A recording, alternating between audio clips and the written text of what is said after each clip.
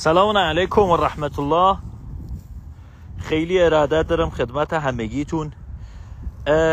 تو مسیری که داشتم میرفتم یک محدوده باستانی رو دیدم و دوست داشتم که از این محدوده باستانی یک لایوی رو من برای شما بگیرم و شما عزیزان رو یه توضیحات درست و حسابی و منطقی رو من به شما ارائه بدم. اول کار که ما اومدیم اینجا یک محدوده باستانیه. اینجا یک محدوده باستانیه که شما خشت‌ها رو می‌بینید.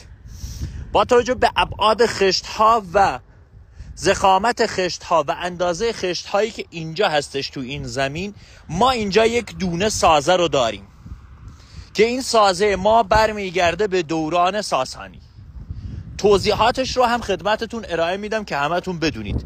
آقا اگر کیفیتم خوبه به هم بگید که پله به پله من در مسیر دارم میرم یه سری توضیحات رو به شما ارائه بدم. من اینجا رو تو مسیر دیدم و دوست دارم که توضیحاتش رو خدمت شما عزیزان ارائه بدم. اگر کیفیت خوبه به من بگید که خوبه که ادامه مسیرمون رو بدیم.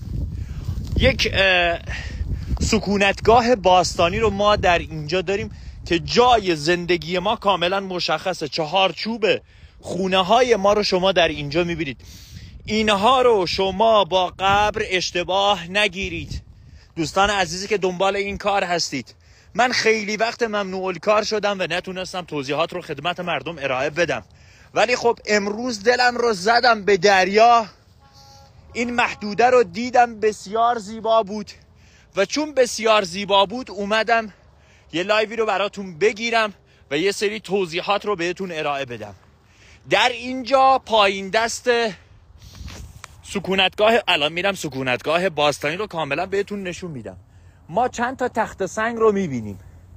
شما اگر به اینجا نگاه کنید میبینید که اینجایی که ما داریم با سازه‌ای که پایین بود کاملا فرق داره. و در اینجا شما اگر نگاه کنید دو تا سنگ و یک تخت سنگ که بهترین روش برای این که شما بدونید که این قبر هستش یا نه سیخ زدن هستش. سیخ زدن هستش، این رو یادتون نره. خب صدامون خوبه که ادامه مسیر رو من براتون بگم تصویر صدا خوبه یا نه؟ من از پایین تشخیص دادم که اینجا یک قبرستون میتونه باشه، ولی خب میخوام توضیحاتش رو خدمتتون ارائه بدم که همتون یک سری